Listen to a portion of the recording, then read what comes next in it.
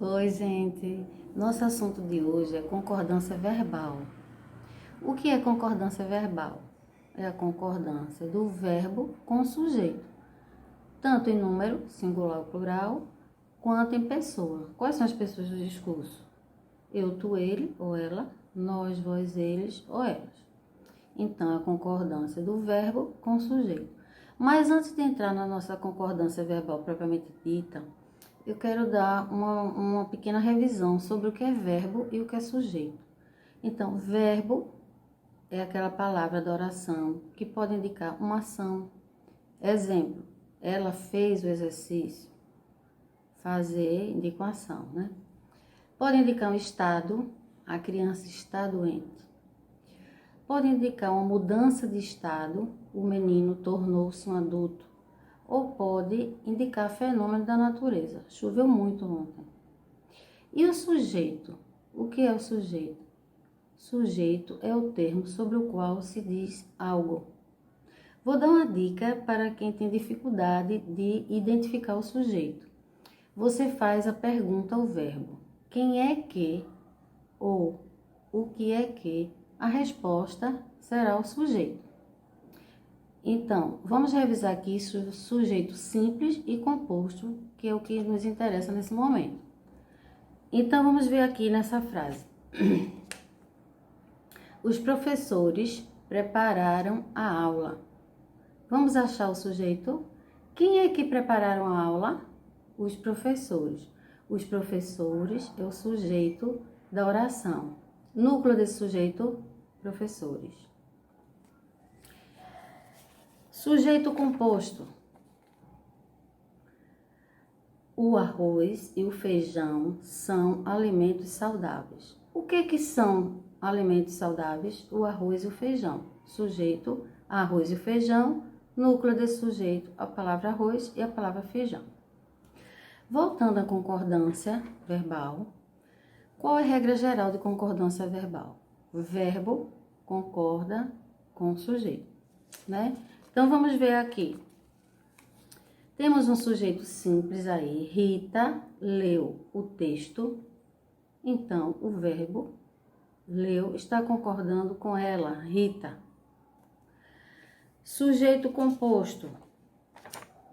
Rosa e João trabalham muito. Então, Rosa e João, sujeito composto, o verbo tem que ir para o plural. Agora veja bem, aqui no caso, o verbo está depois do sujeito composto, né? Então, ele obrigatoriamente tem que ir para o plural. Mas, se esse verbo vier antes do sujeito, como é que fica? Vamos ver aqui. Chegou o pai e o filho. E chegaram o pai e o filho. Quando o verbo vier antes do sujeito composto, ele pode concordar com o mais próximo, no caso aqui o pai, ou pode ficar no plural, concordando com os dois, certo? No caso do substantivo coletivo, o que é um substantivo coletivo? É uma palavra no singular que reúne gêneros da mesma espécie. Então, quando eu tenho aqui o grupo foi a festa. O grupo é um substantivo coletivo. Ele é uma palavra no singular que dá a ideia de muitas pessoas, não é? Mas ele é uma palavra que está no singular. Então, o verbo tem que concordar com ele, ficar no singular. Agora, se eu coloco essa frase aqui. Um grupo de estudantes foram ou foi à festa. Então, eu posso concordar com o grupo, que é um substantivo coletivo, ou posso concordar com essa palavra no plural que vem depois do substantivo coletivo. Então, eu posso dizer, um grupo de estudantes foi à festa, ou um grupo de estudantes foram à festa, certo? No caso do verbo fazer, o verbo fazer, quando ele indica tempo, só nesse caso, quando ele indica tempo, ele fica no singular. Então, vamos ver aqui. Faz 4 meses que não te vejo. Faz 4 meses. O verbo fazer, ele está indicando o tempo nesse caso, então ele tem que ficar no singular. O verbo haver. O verbo haver, quando ele indica existir, ele tem o mesmo sentido de existir, ele também fica no singular. Vamos ver aqui. Havia muitos alunos na sala.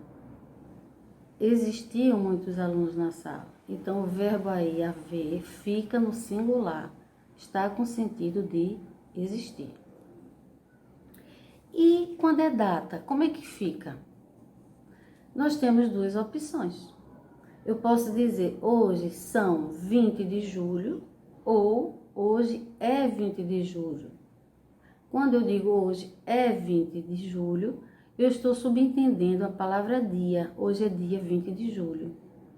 E hoje são 20 de julho, eu estou concordando o verbo no plural com o numeral 20.